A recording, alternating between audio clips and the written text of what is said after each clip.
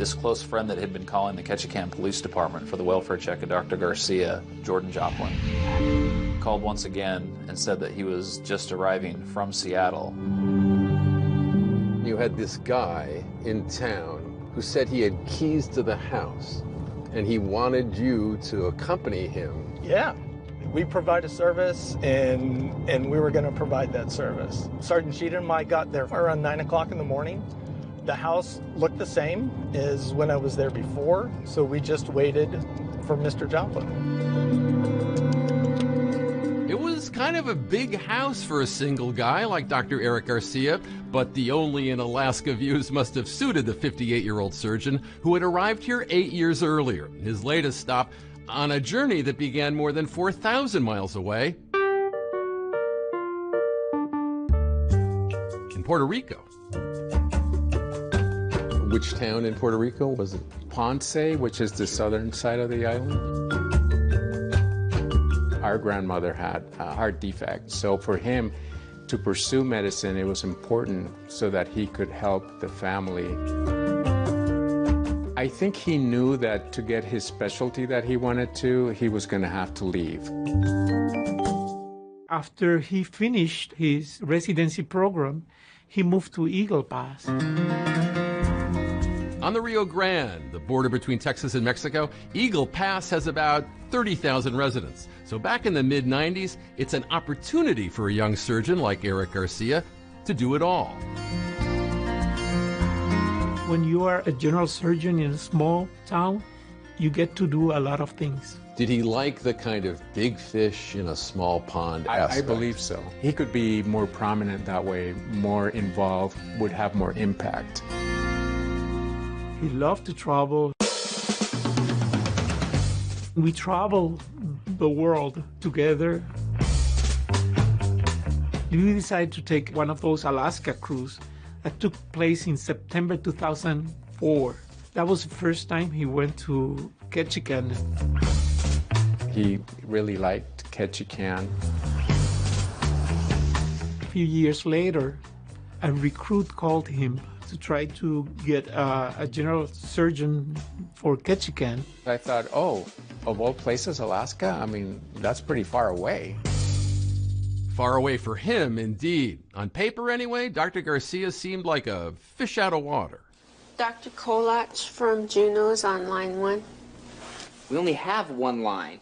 Not unlike Dr. Joel Fleischman, played by Rob Morrow in the 1990s TV series Northern Exposure. But in reality, Dr. Garcia was a huge hit with coworkers and with the townspeople, too. They admired both his surgical skill and his personal warmth. I met Dr. Garcia probably a week or so into my work. And he was the most gentle, kind, wonderful soul you could imagine. We were extremely close. He would come over to our house for family and friend gatherings, most holidays. He was very easy to like. Always pleasant, always fun to be around. You know, sometimes you run into people and you like running into them. He was one of those people. Bob Jackson had sold Dr. Garcia that house, and their bond was a close one. Now, on the morning of March 27th, 2017, he'd be joining his friend Dawn Hink up there, just minutes after she and Jordan Joplin arrived at the site to meet the police.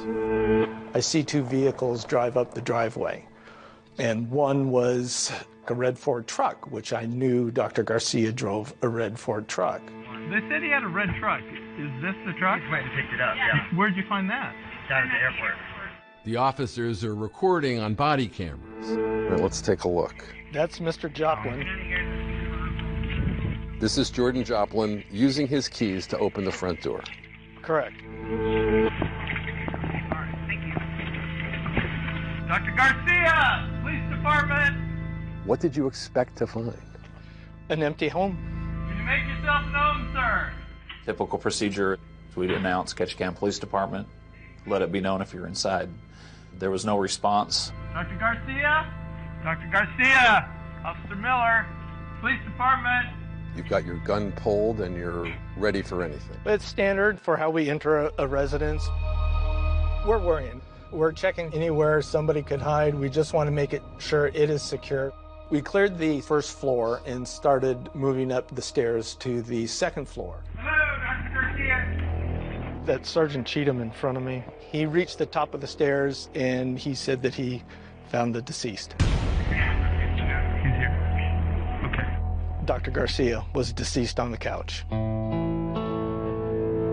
start taking photos. I think my mind just went, this doesn't make sense. You guys step underneath the awning. Just outside the front door, it's Sergeant Cheatham who has to break the news to Dr. Garcia's friends. There's no easy way to put this, but he has passed away. Jackson had arrived just in time to hear what had happened to his friend Dr. Garcia. We were all upset. Everyone there, I was probably briefly in shock.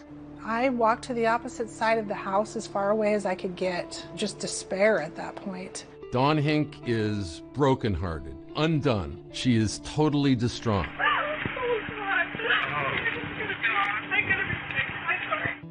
And Garcia's friend from Washington, Jordan Joplin, says he is hurting physically. No, I don't blame you. I have heart issues, I think. Okay. Well, if you need to go to the hospital, we can get you to the hospital. If you want to go sit down, go sit down. Joplin recovers, but as the news spreads around Ketchikan, the entire town goes into shock. What did you think about when you heard that news? I guess kind of panic. Not really wanting to believe that. You know, is this real? How could this have happened? I didn't believe it at first. No, it can't be. But it was. Garcia's mother had been worried that he was not returning her calls.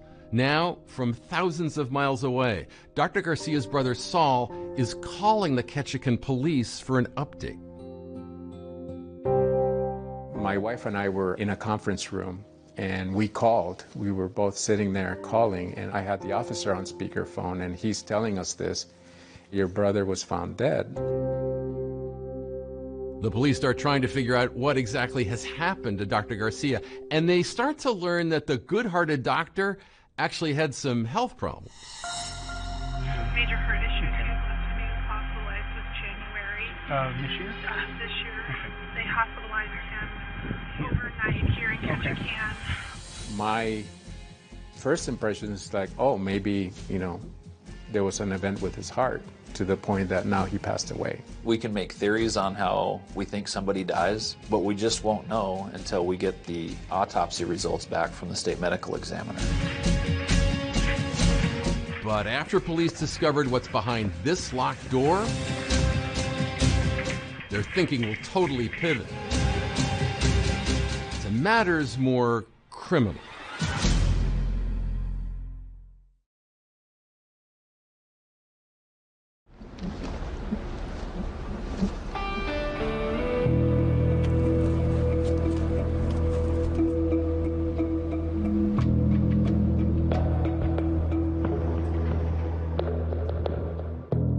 It's a shocking find. This town's revered surgeon, Dr. Eric Garcia, dead on the couch in his home. But how? Ketchikan, Alaska police, they've got a locked door mystery on their hands. A scene that's filled with clues. And right from the start, something about this scene just doesn't smell right. Coming up the stairs, it smelled like barbecue briquettes. You're talking like lighter fluid and Yes, charcoal briquettes? exactly. The deck door was wide open, propped open by a pillow, and the barbecue was right there with burnt ash in it. A lot of people might barbecue on a deck, but not many people would prop the door open with pillows. Did that strike you as something unusual? Very unusual. Around the body, there was actually a pill bottle that had Dr. Garcia's name on it. Next to the doctor was a coffee table that was pushed up close to the couch where he was located. There was an open package of bacon, and there was a partially burned charcoal briquette on the coffee table. Outside the house, Grief continues to wash over the friends of Dr. Garcia. But Bobby Jackson is agitated about something. This house needs to be secure. Yeah, we'll take care of it. I mean, alarm needs to be set. What I'm saying is there's stuff in there that needs to be locked up. And when Devin Miller comes downstairs, Jackson pulls the officer aside. And he said, there's a storage area underneath the stairs that is locked, and it is got gold and coins and silver in there, and a large collection of collectible alcohol. Dr. Garcia had hundreds of mostly silver. He had some gold, but he collected gold coins and some of the mint coins. And he had a lot. When I moved him from his rental to Dr. Garcia's new house that he purchased, it sagged the back of my car down. He had so much gold and silver in there. When did the coin collecting and the collecting in general begin in earnest, from what you can remember? So we were exposed to that from my dad. He started ordering coins, and it could be gold coins or silver coins. Then he started buying some gold ingots and stuff like that, and silver. He had many, many watches, probably about 20 high-end watches. And every time he'd show me one, he would tell me how much it cost. This one was $1,600. This was $2,400. He also bought a lot of hard liquor. He had this huge liquor collection. Was he much of a drinker? He liked his, here or there, but it was mostly for the having these things. Friends say that he had hundreds of thousands of dollars worth of gold, silver, and other valuables. So detectives rush to open the deadbolted door because they're hoping to confirm Dr. Garcia's prized possessions are still in the house. I contacted Mr. Joplin, and so I had him open the door and looked inside. There was no gold, there was no silver found. There were racks and racks that were empty. I did not see a large collection of alcohol or coins or gold or anything. There was 30 or 40 bottles. I looked in and I said, everything's gone. It's all gone. There was nothing left. I said, he's been robbed. He's not just dead, he's been robbed. And what's going through your heart at this moment? Oh, it was just utter disbelief. And then it even became some anger. According to Bobby Jackson, Dr. Garcia's close friends had wanted to build Dr. Garcia a more secure place for his treasures, but now they were gone. And oddly so, because the storage door had been locked, just like the front door was. The house was not broken into. There was no forced entry. There were no outward signs. And with the items missing, it meant we had a major theft. Detectives were called and asked to come in and help investigate. But remember, detectives have no idea if any of this is related to Dr. Garcia's death. Because after all, friends said he just loved to give away some of these valuables as gifts to friends, even to patients. What I've learned about Dr. Garcia through the course of the investigation is that he was very generous and shared things often with those that he loved and was close to. He would share portions of that alcohol collection that he had. He would gift gold coins. He would buy things for his co-workers, for his friends. He was very generous not only with gifts, but with his time and with his service. I mean, he had no bounds. He just, hey, you like that? Is that cool? Have it, And it's a gold nugget. It's an expensive piece of jewelry. Normal people don't just give to whoever. It struck me as an odd thing. It was like, oh, that could be bad. The randomness of it kind of concerned you. Mm-hmm. Why exactly? Yeah. It just throws red flags. You can collect some unsavory people that way. Perhaps there's a very good reason why virtually all of Dr. Garcia's valuables are gone. Maybe he didn't plan on being on Earth much longer. Hi, this is Jordan Joplin. In fact, close friend Jordan Joplin had told police on the phone that he'd feared Garcia might have harmed himself. I am very worried. He's been missing, and he was contemplating suicide. Nobody's heard from him, his parents.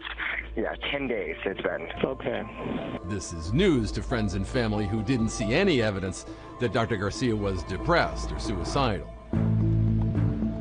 So as investigators take up this trail of the luxury goods, the question of exactly how Dr. Garcia died becomes even more important. They are now looking at Dr. Garcia's mysterious death in an entirely new light. Knowing that the missing valuables were gone, it really changes things immensely. Cops are intrigued enough by what they found here inside the house, but what else is missing might be more mysterious still. Like, what's all that on the wall? It changes everything.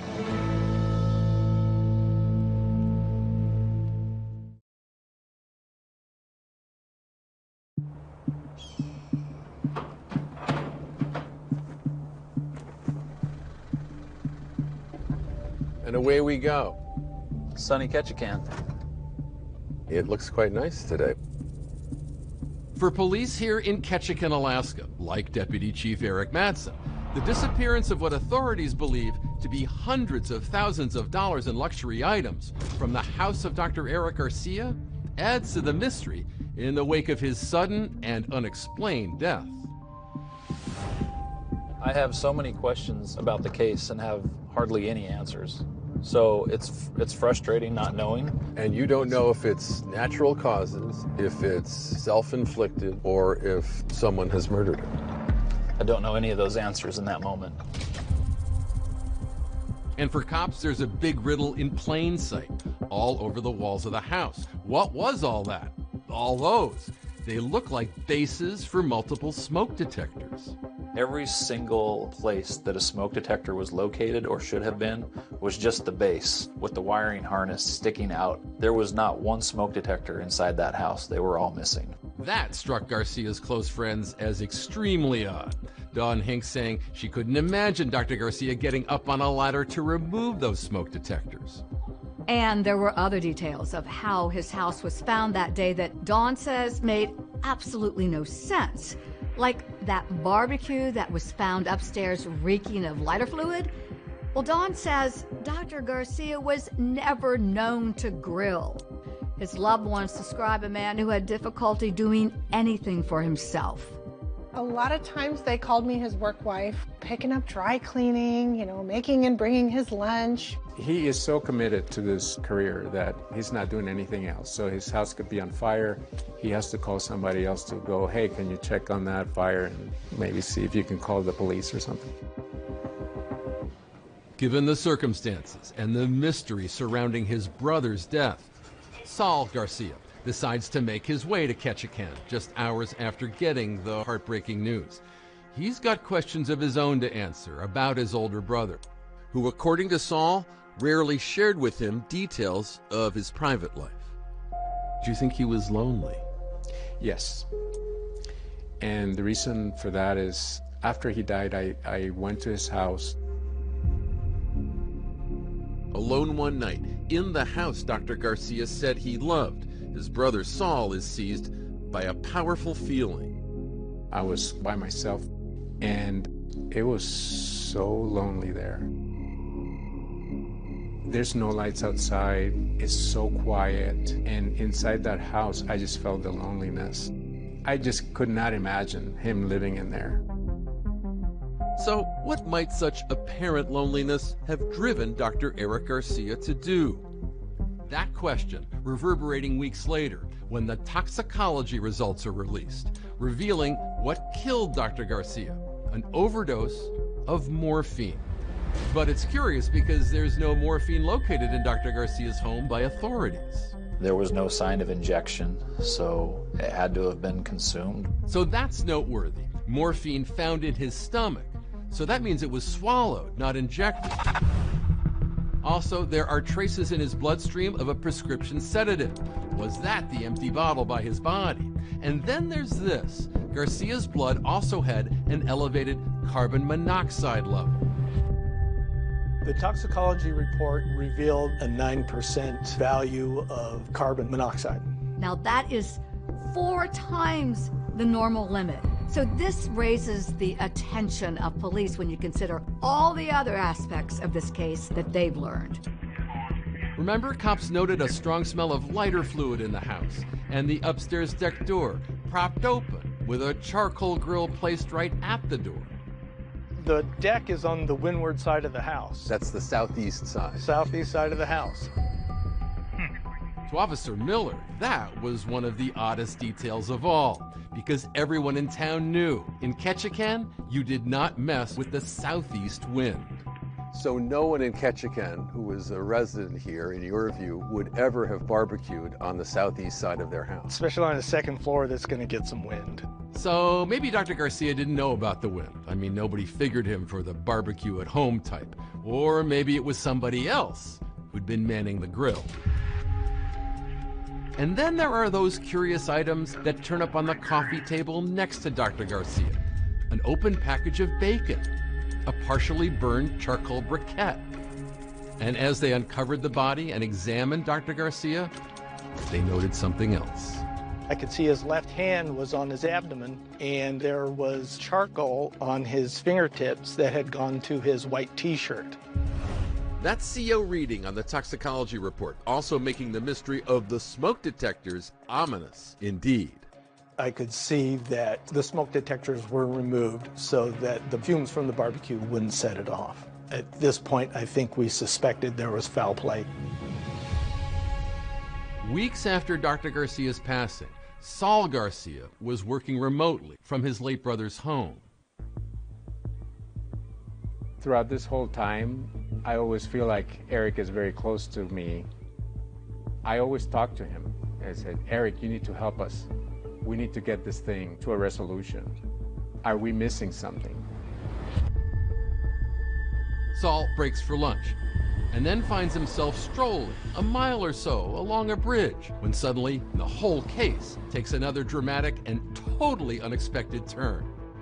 As I'm walking, I get a ping on my phone and I pull it out, and as I look at my phone, I notice these white dots down below. I took some pictures with the telephoto lens, and sure enough, those look like the smoke detectors. Saul immediately calls Ketchikan police. Matson and other officers recover 6 smoke detectors in the woods. Authorities then go back to the house and match the smoke detectors with the 6 empty mounting plates via their serial numbers. It's looking more and more to police like somebody was trying to get rid of evidence. It looks like somebody may have been involved in Dr. Garcia's death. The morphine and the combination of the drugs, all the items being stolen, it just all started adding up. In my gut, this death didn't appear as to what it looked like. And as police continue to dig into the case, the evidence is going to lead them to a very unlikely suspect. Someone you might think was one of the last people who'd ever commit this crime.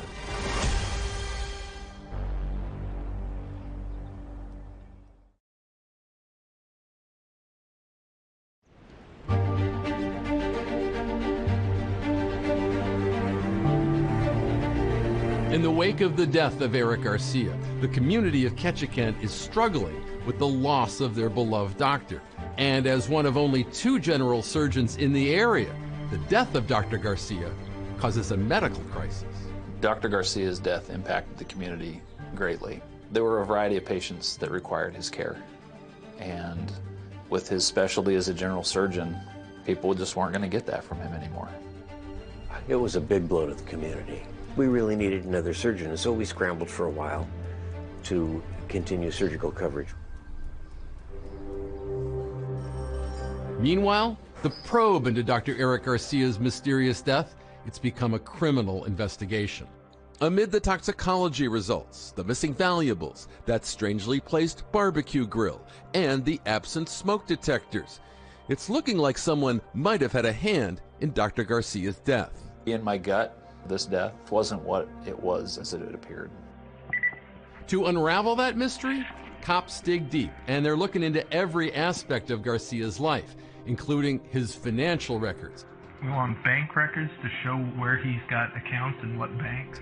And they make a startling discovery. Garcia had made wire transfers to several people, including someone named Logan Cruz.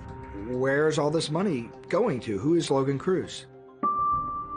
Turns out police have a pretty good idea of who Logan Cruz is. Nobody's heard from him yet. Okay, and what's your name? My name's Logan.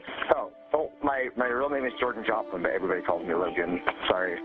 The caller uses two different names, and we didn't find out till later what that was about. Some of Dr. Garcia's friends had met Jordan Joplin, a.k.a. Logan Cruz, but still, he was a bit of an enigma to the people on the scene that day when Garcia's body was discovered. He was clearly close to the doctor. Remember, he drove up in Garcia's red pickup truck that day from the airport, accompanied by a girlfriend. No one really in town knew him. He doesn't have a history in the town at all. Joplin's demeanor raises a lot of red flags that morning to investigating officers, as well as Dr. Garcia's friends. Mr. Jackson informed me that nobody knows who Jordan Joplin is. To Dr. Garcia's friends, Joplin's behavior seems questionable. But he's also the reason everyone assembled for a welfare check in the first place. Remember, he called the cops. He was raising concerns about Garcia's well-being. He'd been calling the Ketchikan Police Department for the welfare check of Dr. Garcia. When police descended on Eric Garcia's home in Ketchikan for a welfare check, it was Jordan Joplin who'd flown up from Washington State with a key to open the residence. And the sight of those keys in his hand would be a sight Dawn Hink would never forget. When he pulled out the keys, I knew there's one set of keys, and he has them. I mean, that was the straw that broke the camel's back. So what is that relationship? Who is this guy? So we just closed doors, some privacy. So after finding the doctor deceased, police have a word or two with the out-of-towner. Okay, how did you guys meet? I'm just curious. Initially at the airport, actually. Jordan Joplin tells police there's a reason why he's got Dr. Garcia's keys, because Dr. Garcia gave them to him. He also said Dr. Garcia gave him power of attorney. You said you have power of attorney?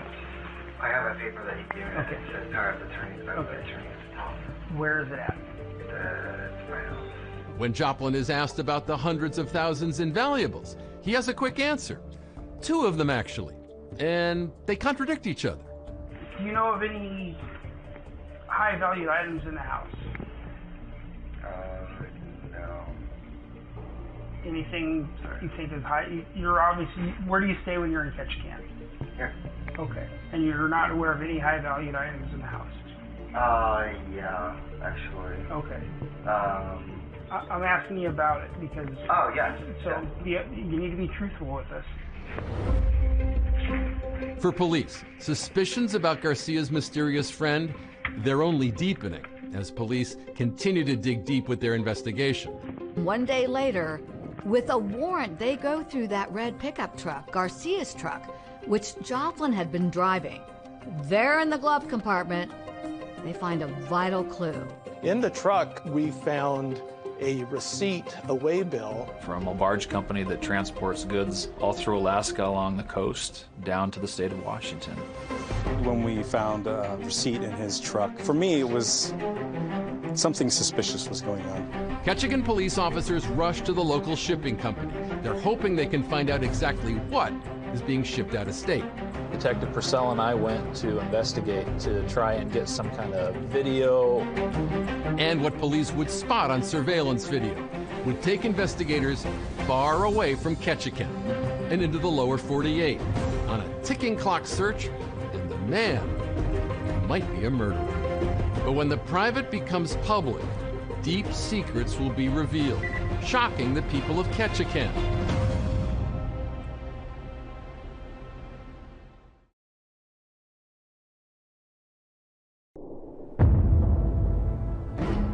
He's telling me that he wanted to commit suicide, so I'm getting worried. This doesn't make sense. Just despairing. Bizarre. This doctor was found dead in his house. He's here. For a city like Ketchikan, this infiltrated the entire community. Everyone was talking about it. My life became a true crime show. Police are now looking into every single aspect of Dr. Garcia's life. Do you think there were aspects of his private life that he thought would be difficult to share with your family? Yes. Is it business related or? Nope. Friendship related? I think it's more friendship.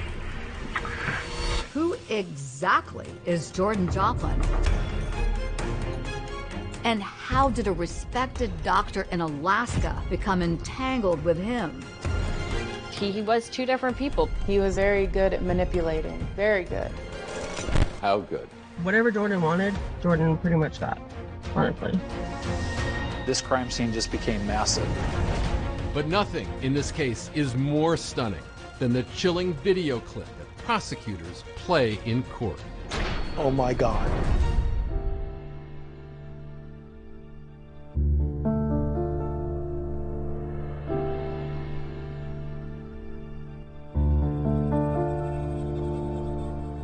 Ketchikan, Alaska, as beautiful and remote as an international pop star, inaccessible by car, abundant fish and wildlife and wondrous vistas that delight the thousands of cruise ship tourists in season. Dr. Eric Garcia took a good look during one of those cruises and left Texas to move here. The kind-hearted physician making a lot of friends among the town's 8,000 year-rounders, grateful to have in their midst such a skilled surgeon. Dr. Garcia, Officer Miller, Police Department. But March of 2017, there's trouble in paradise. Big trouble. He's here. When cops find the beloved Dr. Garcia dead in his home. He was just the nicest man. Everybody knew him. Everyone wanted to say hello. What a nice guy. Initially, there are questions about his death. Could it be suicide, a heart attack, or something more sinister? Even after the autopsy was done, the medical examiner did not find any signs of trauma. After that, the toxicology report came back and showed he had actually died of a morphine overdose. But the question is, how did that morphine get in his system? So what or who had taken the life of this trusted physician? And could this scenic hideaway of fewer than 10,000 residents be harboring a murderer? Dr. Garcia's house, a locked door mystery filled with potential clues. A barbecue grill by an open door, a charcoal briquette on a table, missing smoke detectors discovered tossed into nearby woods. Precious items of value that should be here, but aren't anymore. Is your sense that whatever is missing from the house is directly connected to the death of Dr. Garcia? I don't know that we knew that it was directly related to the death. But remember that shipping receipt the cops found inside Dr. Garcia's truck? It's a potentially huge clue. It's that right there. Yes, sir. This is a close-up of that receipt from AML, Alaska Marine Lines. It's a barge company that ships products to and from Ketchikan. Essentially, it was a receipt that was in the name of Jordan Joplin, listing the doctor's address as a shipper address to Jordan Joplin in Maple Valley, Washington. The container weight was total about 4,400 pounds. 2 tons of stuff from Dr. Garcia's place, headed to the lower 48? Really? Cops need to know more about that shipment's stat, and if the often generous Dr. Garcia knew anything about it. Another discovery starts to offer some answers. I did locate a Walmart receipt that was in the garbage in the kitchen. That Walmart receipt listed several items, notably several plastic bins or totes, things that you would store a variety of items in, just plastic boxes with lids. We do have a few questions for you. Interestingly, Walmart actually was discussed the first time the cops interviewed Jordan Joplin the day Dr. Garcia's body was discovered. As he's asked about his last visit to Ketchikan, Joplin says the 2 men went to the store together. I think it was, because 16th is when I used his truck. Okay, because you'd have to return the truck to him. Well, he was with me. So, we went to Walmart. So the police follow up. They come here to the only Walmart in Ketchikan. And what they find on the store's surveillance security camera marks a big moment in this investigation. What you see is Jordan Joplin moving about Walmart from various different angles. Walmart has an enormous amount of cameras, and essentially we followed him through the store. It shows him from the side, it shows him from above. It just shows Jordan Joplin checking out with all these stacked plastic bins in his cart. One of the camera angles actually shows Jordan Joplin with a huge grin on his face. He had an employee from Walmart help him with another cart because he had that many bins. So once all those items were loaded back into the truck, Mr. Joplin got back into the truck and departed the parking lot. But what you don't see is Dr. Eric Garcia. He's not in a single shot. I mean, in the very first interview, Joplin says that he went with Dr. Garcia to Walmart together, so it shows a lie. This raises even more questions for authorities about Jordan's shipment at AML, Alaska Marine Lines. So at the time, Detective Purcell and I went to AML to investigate. And what are those things that you're expecting to see? So we're just trying to find out the logistics and where the physical items are at. That's the point in time where we saw video footage of Dr. Garcia's truck, and then Jordan Joplin coming and going from the vehicle and unloading items. Detectives now know Jordan Joplin used those plastic crates they saw him buy at Walmart to load something into shipping containers. The bad news, it had all happened 10 days earlier. The containers actually were already gone. They were already on the barge on their way to Seattle. But now that we realized and found that the property was now in transit, this crime scene just became massive. It went from Ketchikan, Alaska, down to Seattle, Washington. And what did you know definitively about the stuff you were trying to find? We didn't know anything. Whatever is inside those containers, detectives want to get their hands on it before Jordan Joplin does. They take off for Seattle, and the clock is ticking. I've been involved in a lot of cases, but this one was pretty fast moving. There was definitely a sense of urgency. The two detectives join their partner, Officer Devin Miller. It is highly unusual for City of Ketchikan police officers to go to the lower 48. They are heading to this facility in the port of Seattle. It's a race against time.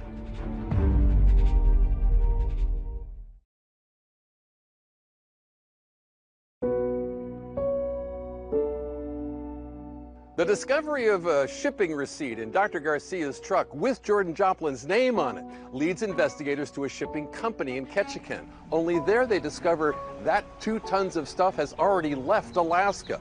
The containers that Joplin has had sent have already arrived here in Seattle. They're at the port. So officers in Ketchikan hop a plane toot sweet. We were trying to get those containers before anybody else did. Sergeant Matson, Detective Purcell, and myself got onto a plane and went to Seattle.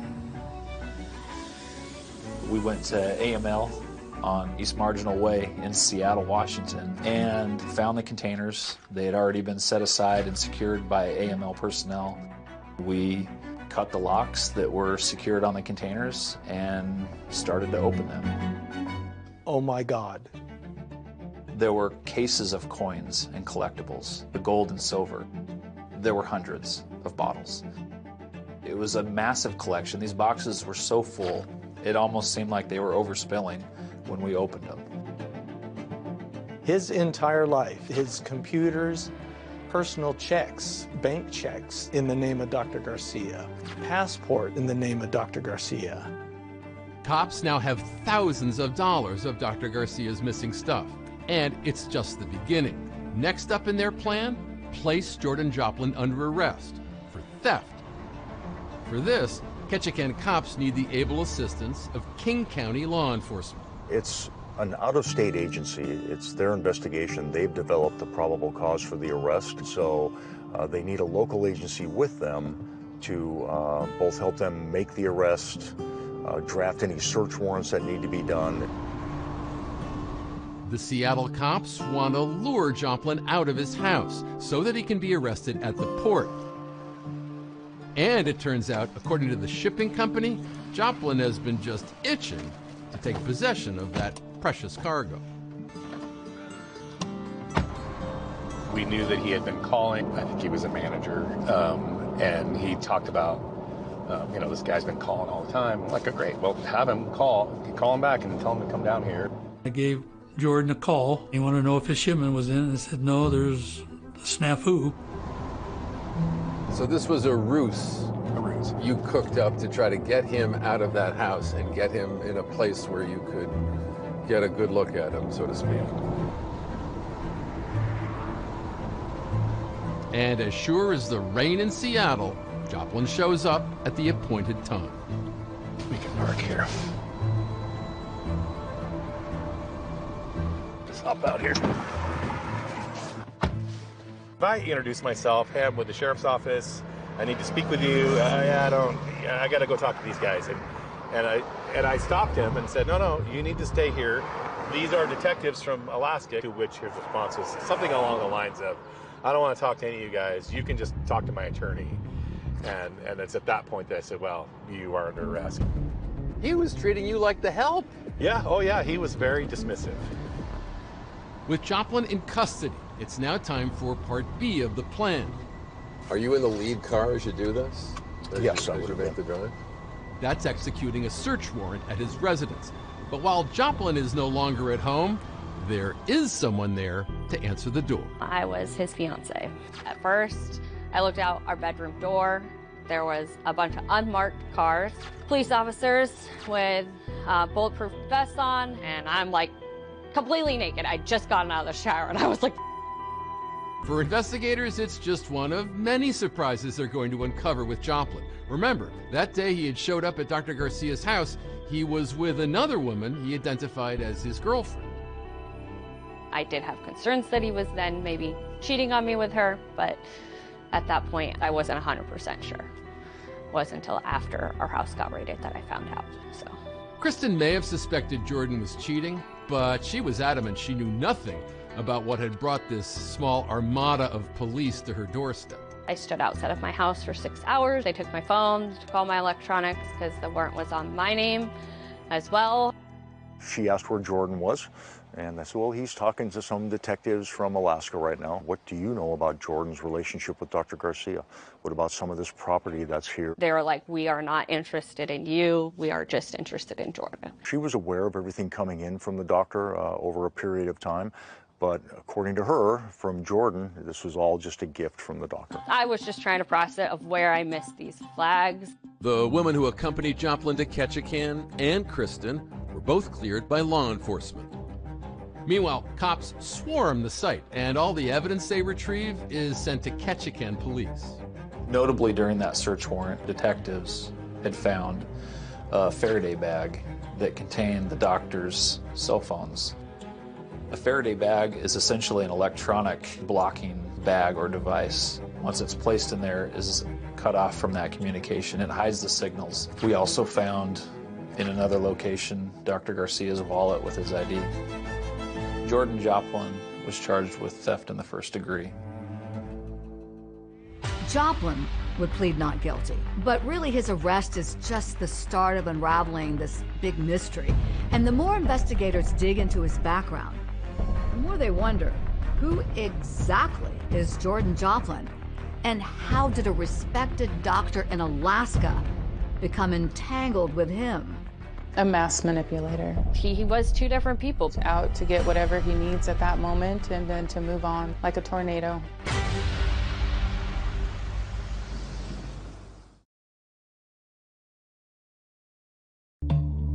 That police raid in Maple Valley, Washington, during late March 2017, would mark the beginning of what she describes as one big wake-up call for Joplin's fiancée, Kristen Coles Nelson. My life became a true crime show. When they showed up at my house and they first announced that they were cops and stuff, they say we're the Washington County Sheriff Department, and then the guy behind him said, I am a sheriff from Ketchikan. And I looked at them puzzled. I think I said, does this have to do with Eric? And then they asked me why I thought that, and I was like, well, he just passed away, and I know that he was terminally ill. But of course, Dr. Eric Garcia was never terminally ill. Kristen says she immediately realized that was just a lie Joplin had told her to explain his increasingly frequent trips to Alaska. My world turned upside down and inside out. He did have two sides. He had this facade that he put out, that he was a great person and that he didn't like liars, but he was one himself. I didn't know what to believe, what was the truth. The truth could be a rude awakening for those who knew Jordan Joplin. And as investigators were discovering, Joplin's trouble in Alaska was not his first brush with the law. Jordan Joplin had grown up here in Forks, Washington, the town made famous in the Twilight films. In the state of Washington, under a near constant cover of clouds and rain, there's a small town named Forks. Population, 3,120 people. Jordan's dream was just to take care of everybody. Aunt Sandy, I'm going to get rich and I'm going to take care of all you. Sandy Flores and her husband were raising 3 boys in Forks when her younger sister Debbie moved to town after a divorce. Her youngest, Jordan, was just a year and a half. He was very impulsive, I think is the word to use. Instead of thinking about it, he would just do something and then go, oh wow, that was fun, let's do it again. Jordan Joplin was all grown up by the time this young woman encountered him in the summertime of 2010. He was very high energy, and so that was just, that positivity was kind of infectious. Jessica Everton met Jordan Joplin in Bonnie Lake, Washington, that's near Tacoma, while they were each working at a food bank that was run by her father. Jessica knew Jordan was there for community service. And here's what the young single mother says she did not know, that it was ordered after he was convicted of 2 felonies, after abandoning his car and then claiming it had been stolen. Investigators became suspicious when they noticed he had filed an insurance claim 3 hours before reporting he'd left the vehicle on the side of the road. Oh, those impulses. He was very kind. He listened. Once my dad got hurt, Jordan kind of took over what my dad's duties were. Anything that my dad needed, Jordan was on top of doing. And that's when you started going out with him? That's essentially, yes. He was intoxicating. He really was. And then he used that to manipulate. He was very good at manipulating. Very good. Summer ended, and so had Jordan's community service. Joplin telling Jessica he was working as a personal trainer. She never saw any clients. He was, however, spending plenty of time at the gym. He was an aspiring stripper. How did he look with his shirt off? Gorgeous. Jessica says her relationship with Joplin took a dramatic turn after a Christmas shopping trip in 2010. We were shopping at Walmart. As we walked out, we got swarmed. They're accusing me of stealing. I'm flabbergasted. Walmart security accused the couple of shoplifting a number of GPS units from the store. The police showed up and we were arrested. And we were both placed in the same squad car. Could you ever have imagined in your life you would end up in the back of a squad car? No. Or with somebody next to me saying, please don't leave me. Please don't leave me. The police report noted that Jessica and Jordan said the theft was his idea. They were both charged. And what happened to the charges against you? They ended up getting deferred because I wanted the whole thing over behind me. I wanted no part of any of it. I said, I'll do my community service. I won't commit this crime again. Jordan, on the other hand, pled guilty to theft. He received a suspended jail sentence and, you'll never believe this, more community service. But Jessica says Jordan Joplin refused to go quietly into the night. Jordan's not very nice when he's angry. His text messages and all of that stuff. And what are those messages saying that you're getting? At one point it was, if I can't have you, nobody can. And he started threatening my family. Jessica took action to get Jordan Joplin out of her life. I get a restraining order against him. Joplin disputed Jessica's claim in court papers, saying he'd moved on with his life and had a new girlfriend. What happened after you got the restraining order? He stopped. But some speak in glowing terms about the Joplin they knew. I never expected somebody like that to be in my life, you know. Crescenta Lawrence had hit rock bottom in 2012, she says, before Joplin's attentions pulled her out of a hellish spiral. Jordan made certain to be there, helped me with the bills when I didn't even ask for it. He babysit the kids so I could go to the hospital. He was an angel. I was just happy to be a piece of furniture in his life. He radiated such energy about him that anybody would want to be around him. And anybody occasionally meant just about everybody. He'd have 2-3 girlfriends at the same time, as a matter of fact, in the same truck, showing up at my house. One of the girls, she goes, I don't know what it is, but I can't seem to stay away from him. Later, I had a few connections that I got him into the adult industry. He was a dancer for a while, and then he became a model and an adult entertainer. He was doing movies. My name's Logan, here to see the house. So my ad online? Yes, sir. Good morning. Jordan Joplin worked in adult films under the stage name Logan Cruz. Remember, that's the name he used when he made that welfare check call for Dr. Garcia. My name's Logan. What's your last name? Oh, my real name is Jordan Joplin, but everybody calls me Logan. So just how did Logan Cruz from Washington State come to cross paths with a surgeon from Alaska? That was the big question, was the police described him as a close friend. So what is that relationship? In life, Eric Garcia was able to closely guard his privacy. With his sudden death, that control was gone. As questions are answered, secrets are revealed. Did keeping those secrets cost Dr. Eric Garcia his life?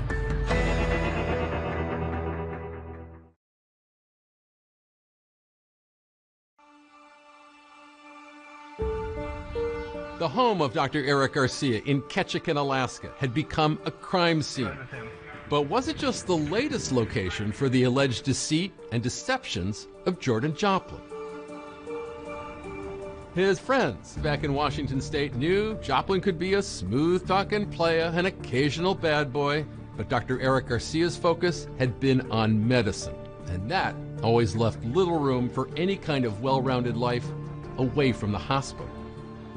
I know that he dated when he was young, and mostly I know this from my sister, because my sister actually got more into his business than I did. So I think I left those topics alone.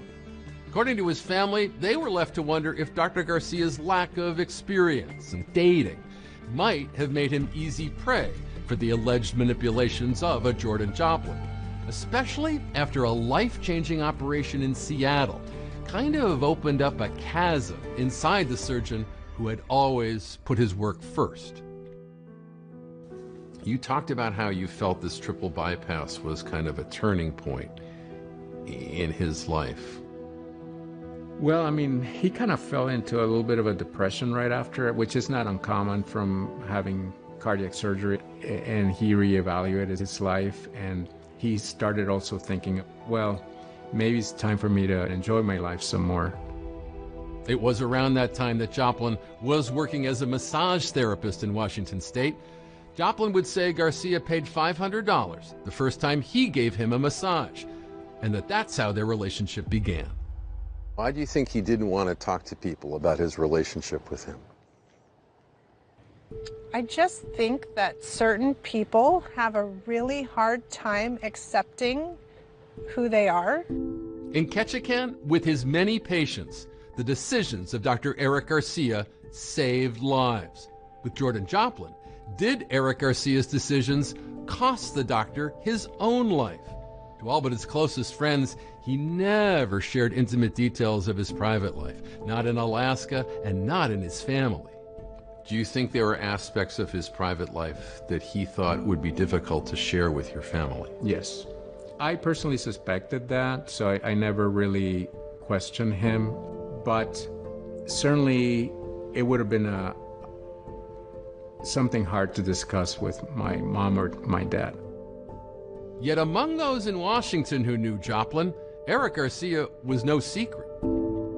Amanda Polreich was a close friend of Joplin's. When cops got a tip she had important information about him, they tracked her down in Washington State. Well, I knew that he was his sugar daddy.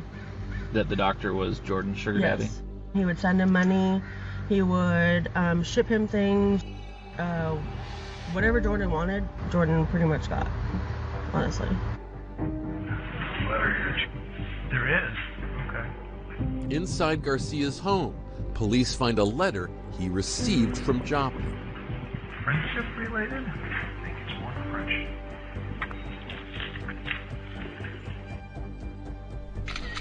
I love you, and I hope you never forget that. The letter from Joplin to Dr. Garcia began, ending with the words, "Love always, Jordan." In the search of Joplin's home in Washington, a card he had received from Eric Garcia with a darkly ironic message. We located a Valentine's Day card. It was dated February 14, 2017, addressed to Jordan from Eric. I paraphrase what I read in that. "You are my first and only love. Not kidding, you will probably kill me, but know that I will never let you down." Your brother was Dr. Eric Garcia. He showed great judgment every time he entered an operating room or spoke to a patient. Why did he remain in Joplin's life? Well, in these types of domestic types of relationship, these things happen where people control somebody else. As they seek to link Joplin to the morphine, cops are also working to connect Joplin to a detail found in the toxicology report. Remember, Dr. Garcia's elevated levels of carbon monoxide, all that odd barbecue evidence. And that raised the question, was the entire scenario with the charcoal grill staged by Joplin to make it look like Dr. Garcia killed himself via inhaling carbon monoxide from the smoke from the barbecue? And did Joplin remove those smoke detectors to prevent them from going off and alerting authorities? Cops go back to that video of Joplin from Walmart where they knew he bought all those packing crates. Well, the evidence also showed that's not all he bought. He also bought a bag of charcoal. It was the one other thing other than all these plastic bins that Jordan Joplin purchased that day at Walmart. There it is. It's listed right on that receipt. So was this Jordan Joplin gathering the elements he needed to make it appear as if a depressed Dr. Garcia wanted to end it all? Then, one more shocking piece of evidence that's found on Jordan Joplin's iPhone. It's evidence that might just seal his fate.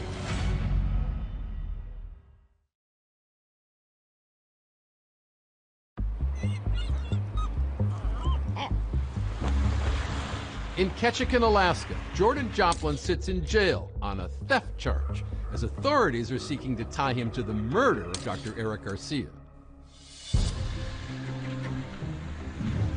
The results of the autopsy in this case couldn't say whether Dr. Garcia had purposely ingested this morphine or whether someone had given it to him. They could only say what the cause of death was. There was still the question out there is, where did the morphine come from?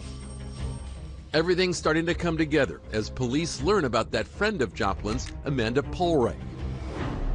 Polreich tells police that she had gotten morphine from a friend whose spouse had been prescribed the medication, and that Joplin had asked her just how much morphine would be fatal. He was like, you know, if I wanted to be able just to, like, off myself one day, like, how much do you think I would need? Like, how much would it take to either, you know, get high on it or slip away? Mm-hmm. When did that conversation happen before the doctor was killed? I gave it to him way before, like months probably. What Ms. Polreich was able to do was show that Mr. Joplin was the one who procured the morphine to eventually kill Dr. Garcia. Was there any discussion on how he used to look at morphine on the doctor? Nope. He never mentioned anything about what he was doing at all. Here's the police theory. Joplin gave Garcia that fatal dose of morphine during his March 2017 visit. Then Joplin left the state and then called in the welfare check so that he would have the perfect alibi. So Mr. Joplin was charged with murder in the first degree and also theft in the first degree. Joplin pleads not guilty to all charges. For a city like Ketchikan, this was just an unheard of crime. And so it really kind of infiltrated the entire community. Everyone was talking about it. So much so that the case was actually moved from being tried in Ketchikan to being tried in Anchorage.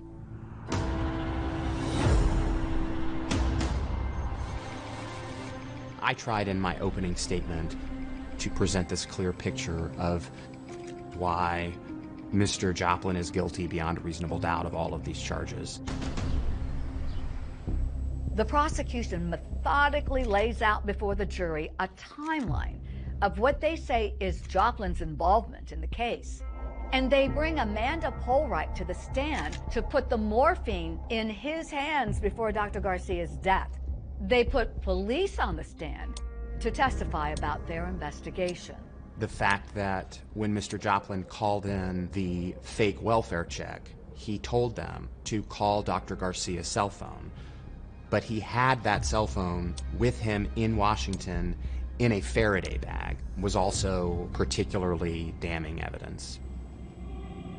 But nothing in this case is more stunning than the disturbing video clip obtained by police from Joplin's phone that prosecutors play in court. On March 17th, 2017, the defendant, Jordan Joplin, took out his cell phone and he took a video of Dr. Eric Garcia unconscious, gasping for air, and close to death.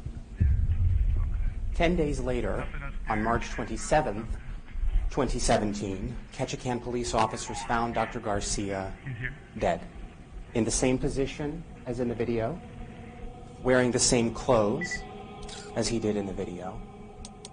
Yet in Joplin's video, there's no charcoal visible on Dr. Garcia's hands, showing, prosecutors say in their summation, all the barbecue stuff happened afterwards, after that fatal dose of morphine. When it's the defense team's turn, Joplin's attorney says that the prosecution's case is entirely circumstantial and that Dr. Garcia himself administered the morphine that took his life. And as for that video, well, the defense acknowledges that Joplin may not have reacted appropriately, claiming it was out of fear for Dr. Garcia's job, but it doesn't mean he's guilty. The defense calls Jordan Joplin. To testify in his own defense, Jordan Joplin takes the stand. Did you know Dr. Eric Garcia? Yes, I did. Did you love him? Yes. He characterized it as a romantic relationship. He's very kind, emotionally supportive. He offered a number of alternatives for what he said was happening. And the shipping containers with his belongings? Well, Joplin tells the jury that Dr. Garcia was planning on retiring and moving to Washington. He was giving me a bunch of stuff, and then also I was under the impression that he either bought a house or was in the process of buying a house. And he was supposed to retire in the spring of 2017.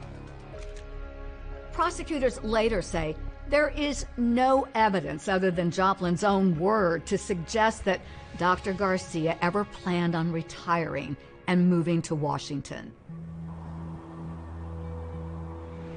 Choosing to testify on his own behalf leaves Joplin wide open for cross-examination. Mr. Joplin, you started to plan killing Dr. Garcia much before March of 2017, right? I didn't try or kill or plan to kill anybody. What really stood out was the different stories throughout even his own testimony. You didn't try to wake him up at any point. I did. Okay, so that's new today too. When did you do that? Either sometime on the 17th. I didn't shake him really hard because I wasn't trying to startle him. But he seemed to be sleeping hard, so I just left him alone. On the 14th day of this emotional trial, the defense rests. So after we finish closing arguments, then the case goes to the jury, and ultimately the case is in their hands. Also in the jury's hands, the fate of Jordan Joplin. You just don't know what a jury's going to do. It's excruciating to not know what's going to happen.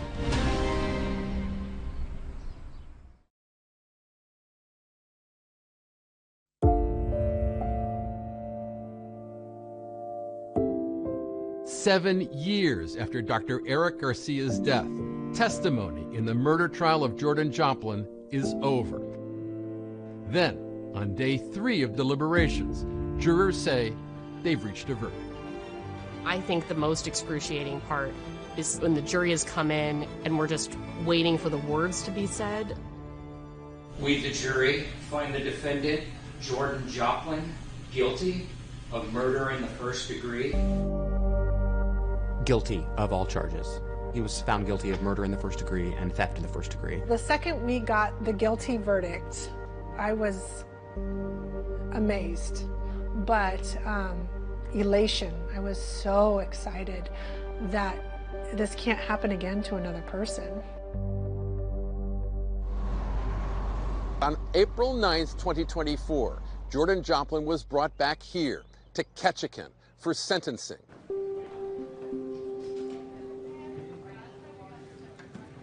Eric Garcia's brother Saul made the roughly 6-hour flight from LA to Ketchikan, plus that ferry from the airport, just so he could deliver a victim impact statement. In your address to the court, you spoke directly to Joplin. What did you want him to hear from your mouth? So essentially that the one person that cared for you and you just essentially gambled your life away. I mean, because you thought you could get away with it. The court preferred the victim's statements to go first and then the state's argument? Or? Yes, please. Just state your full name for the record. I'll be glad to hear from you. Our hope is that the court gives the strongest consideration possible to all victims' statements today and arrives at the maximum sentence possible for Joplin. This was intentional, significantly premeditated, brazen, craven conduct, and it calls for a significant sentence. For murder in the first degree, the sentence will be 99 years with none suspended. I feel like justice was served. Jordan got 99 years in prison. Alaska does not allow the death penalty, so that's about the maximum that you can get. I was pleased. It's not because I have this vengeance in my heart that he wants to pay. No, I don't see it that way. I was very glad that this is not going to happen to anybody else. In Ketchikan, the love and affection for Dr. Garcia lives on in so many ways. We heard from everyone in Ketchikan how they like to remember your brother, Dr. Eric Garcia. How would you like us to remember him?